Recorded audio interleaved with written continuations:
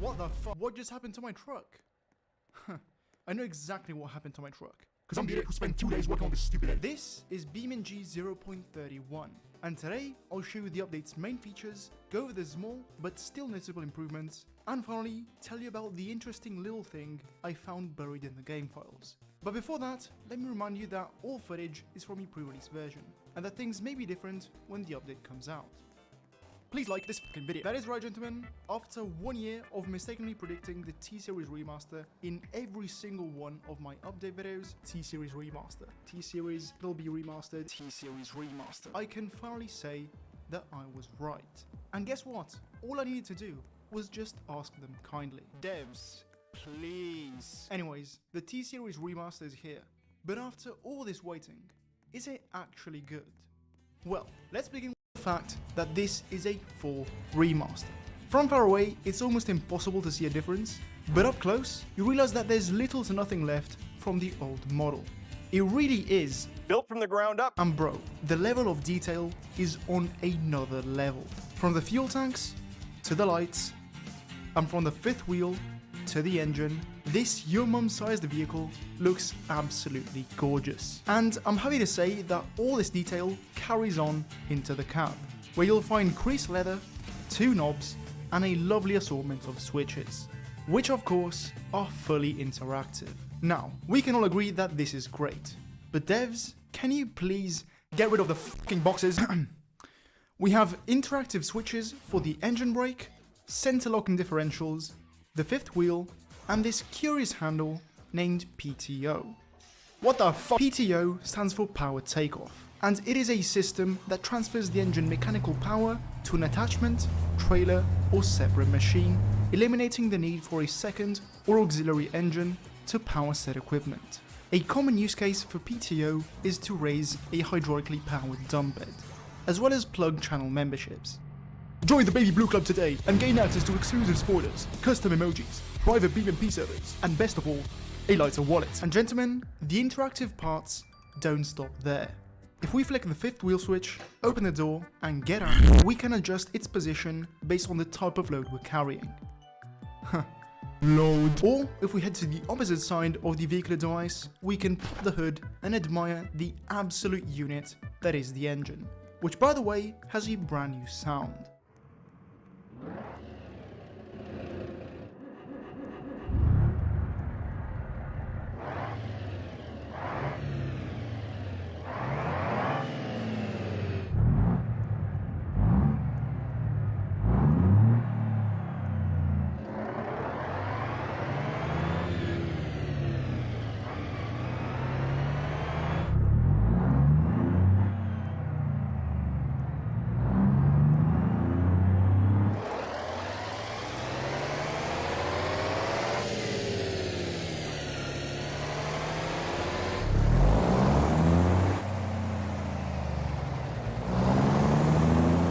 And finally, let's take a look at the new configurations, with the biggest change being the introduction of cab-over variants. On top of that, we also have brand new tankers, as well as trucks featuring small, medium, and large sleeper cabs. But is it just me, or is something off? Hey, Jamie, put up the configs from 0.30. Where is the semen truck?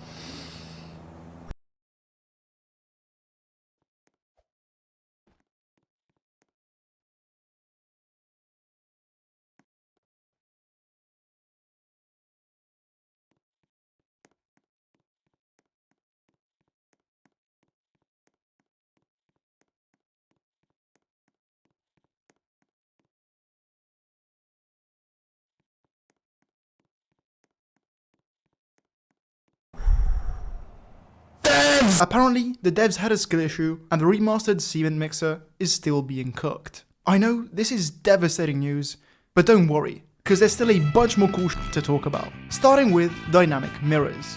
So, in real life, you know how you can see your own car when looking in the mirrors? Well, that is not the case in BeamNG.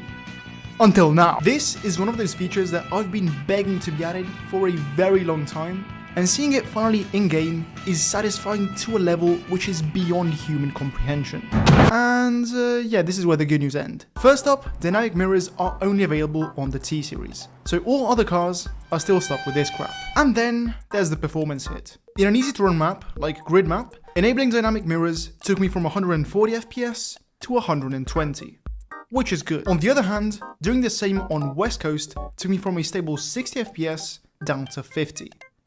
Which is not good. Keep in mind, I have a 4090 and one less kidney, so not being able to hit 60 FPS in 4K is absolutely nuts. But not all hope is lost, because by using the unstable Vulkan renderer, the numbers literally double. So we go from 120 FPS to 103, which is great. Devs, please hurry up with Vulkan. Next up, we have a bunch of new trailers. First off, we have a new container trailer, which, you guessed it, features our beloved shipping container that has received a couple improvements, including reworked door locks, a smaller 20-foot variant, which is simply adorable, and a tanker version, which features openable hatches and a sticker that belongs on your mum. The trailer comes in various different sizes and configurations, and it features a really cool extendable chassis, which is kinda complicated to operate.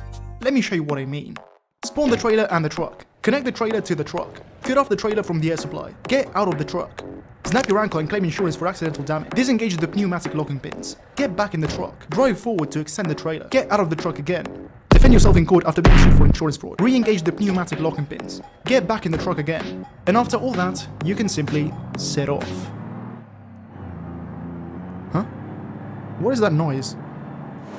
Oh fuck. Now, I know all this seems a little complicated, because it is, but there should be some official instruction videos either out right now or coming soon, so keep an eye out for them on the official BeamNG YouTube channel. Next up, we have a frameless dump trailer, which is frameless, has a dump, and is a trailer. This bad boy comes in 3 different axle configurations, and yeah, the only thing missing now is an easy way to load it up. Excavator. And finally, we have this, the trailer dolly. This is like the trailer equivalent of your USB-C to USB-A dongle, and it enables the creation of long road trains, which I will definitely not abuse in an upcoming video. On top of the new trailers, we also have an updated dry-van trailer and an updated flatbed trailer, which feature brand new sizes and axle configurations, plenty visual improvements, and manually adjustable boogie positions, which are so satisfying to operate. And staying on the topic of trailers, we have a brand new coupling system. Gone is pressing L and waiting for the to magically couple itself. Now, you have to do the work. Reverse, align, couple. And now, gentlemen, it is time for me to reveal what the work. Reverse, L and waiting for the to magically couple itself. Now, you have to do the work. Reverse, align, couple. And now, gentlemen, it is time for me to reveal what I found in the game files. But before that, let's quickly go over those teeny tiny details that, let me remind you, have an incredible personality. First of all, we have brand new pneumatic simulation for air compressors, air tanks, air-operated brakes, and actuators connected to the air system. In other words, extremely cool and advanced shit that neither me or you will ever understand. We also have brand new cargo boxes that are available for almost all cars with trunks. You can select these by opening the parts selector and just searching for cargo. But why are they here? Well, you'll be delivering them in career mode, which has also received quite a few updates. Now, I don't want to spoil any of the details to those of you who want to experience it when it officially comes out, but for those of you who want to know the changes, you can find them in the patch notes, which are linked in the description, alongside my beautiful Discord server. And finally, they fixed some stuff from the previous update. Remember those desolate parts in the West Coast expansion? Yeah, look at them now.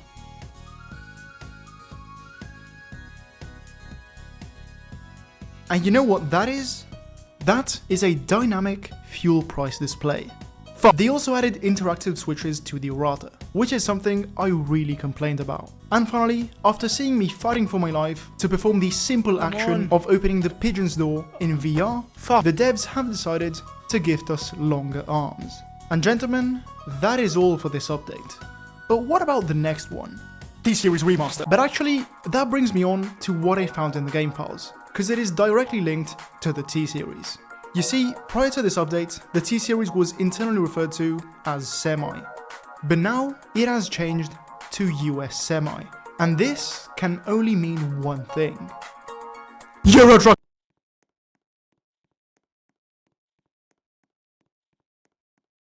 History is filled with battles over one thing or another, and fought with usually the most advanced weapons of their time. And of course, our beloved Roblox FPS game Phantom Forces has a lot of those weapons for us to use. However, because of the type of game that it is, we can unfortunately do things like this. Now, a lot of you do this to all of the weapons in-game anyway, and attempt to call it a no recoil loadout when trying to carefully formulate the perfect way to make me angry in my comments. Now, enough of you badger me about these things that I think it's time to just kind of run through the literal hundreds and thousands of comments that I get over you guys leaving your best loadouts to add to our collection of videos about the nonsense you guys want me to use in game. Ready? Let's do it. Now, of course, we're just going to start with something simple as we usually do, and don't fret, we're going to use these setups later. But we're just going to look up in my comments, we're going to look up no recoil pistol. I don't think that's really a thing in Phantom Forces, but okay. Dude, no recoil real? Scar Amog. Oh, I'm just... You're not... Maybe a no recoil setup. I admire your confidence, my friend. Bro doesn't even know. It's just kind of a guess. I big fan. Please try no. All right, you know, posting your comments, more of them. Stop. You don't have to comment 1,100 times. What your clothes setup? No recoil. Like, what is that supposed to mean? I don't understand. You guys are gonna drive me insane. The 5-0. Ooh. Okay. We're on to something here. We're most definitely on to something here. Yo, Steven, I got the best no recoil setup for you. Yo, Steven, I got the best no recoil setup for you. Yo, Steven, All right, very cool. Oh my God. It just keeps going. Oh my God. You know what? This guy's dedicated, bro. Let's at least throw one in there. Come on now. This is a man who has studied his Phantom Forces. Clearly, he knows something we don't. There is my no recoil setup. Where? Where? The Colt Mar, my favorite weapon. Just keep in mind, dudes, if you want to see your setup in a video and you commented it, just make sure to subscribe because that's how you're gonna see it. You gotta put them notifications on too. Love you. Day 2 of asking you to use this goofy M16A3 setup. Well, he apparently gave up, so... This poor guy. Setup that I call some Steven Nightmare. It's no recoil for real. An RPK-74 loadout? That's a rarity. I'll see no one use the RPK-74. Bro's not subscribed either, though. How's he gonna see that I used the setup? He says love the videos. Why aren't you subscribed then? I'm just do it now. I don't understand. Okay, let's try using some of these. I'm scared. Now, it's not all super often that I actually get secondary loadouts. Typically, people try and keep their no recoil loadouts to like primary stuff. And honestly, this thing's super ugly. So, because of the weird amalgamation of attachments, I have very little faith that this is gonna work, but let's try it. Oh, hold on, bro, just might be onto something. It's just like ever so slightly working. Of course, we are still having a bit of that like Halbeck device kind of recoil that I'm just not used to compensating for, and I don't really think I ever will be. I mean, awful gameplay aside, that it's kind of okay. Yeah, I mean, there's not much I could say about it. It's just a gross pistol. Now, I'm a little bit more excited about our next one here, the MP510. I have nothing against the MP510. I just don't typically use it all too often, and this one is also, the skin on it's more gross than the actual loadout itself. Bro, I'm gonna be real. I'm not feeling it, bro. Oh my God. Yes, shoot the man that's not looking at me, and let the man who's staring right at me freaking fill me with birdshot. Thank goodness. You are watching a master at work. All right, here, let's just stare at a blank wall and we'll see. No, honestly, it's got a little bit too much like side-to-side recoil for me personally. I have enough issues compensating with like players who freaking AD. I say it a lot, but if you ever see me in a Phantom Forces lobby, you know what you gotta do? You gotta do one of these. We just move a little to the right. That's all you gotta do, and I can't hit you anymore. Bro's laying still, and I can barely hit that man. You are watching a master at work. Oh man, I don't know why I'm using it like it's a sniper, bro. That's not the fault of the weapon. It's okay. Now see, now is where I'm about to get a little bit excited here, because for me, the 5.0 is an interesting weapon. I have such a love-hate relationship with this thing. However, once again, our mans has put the Halbeck device on this thing. He has me using a sideways grip. I don't know if he wants me to use it with the sideways grip or what. All that he says is, this setup make you very good. So, thumbs up to that. Ooh! No. My hopes were so much higher. My hopes were so much higher for this. It's like a freaking crescent moon upside down. The fact that I was even able to get one kill there is like just an absolute miracle. I don't know why I'm giving this thing the time of day, dude. We've clearly established that this thing is horrendous. Well, okay, that's what happens when you run out of ammo. You could have gotten the 5K, but no. You are watching a mess. Now, that's not to say that it's unusable. I mean, because technically, point blank, it's just a decent 5.0 loadout. However, I don't know why I picked the Halbeck device loadouts. I really don't. They never work. They just don't. How? Oh my god, that guy went flying. I don't understand how this is working. I don't understand.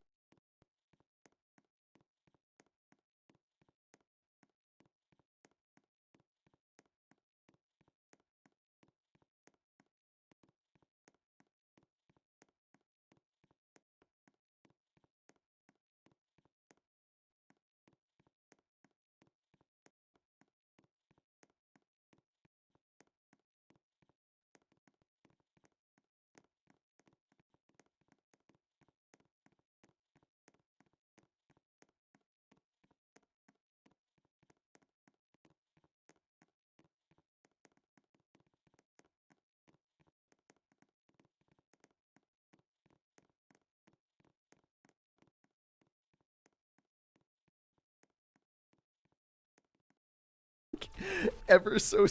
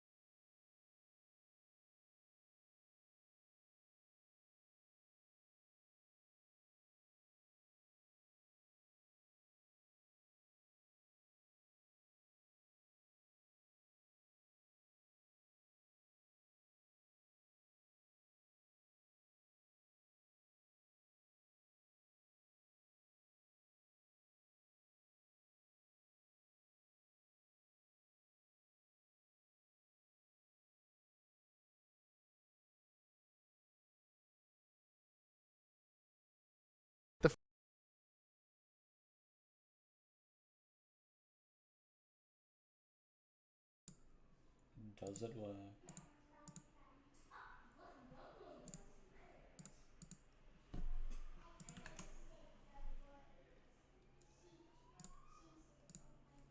Does it work?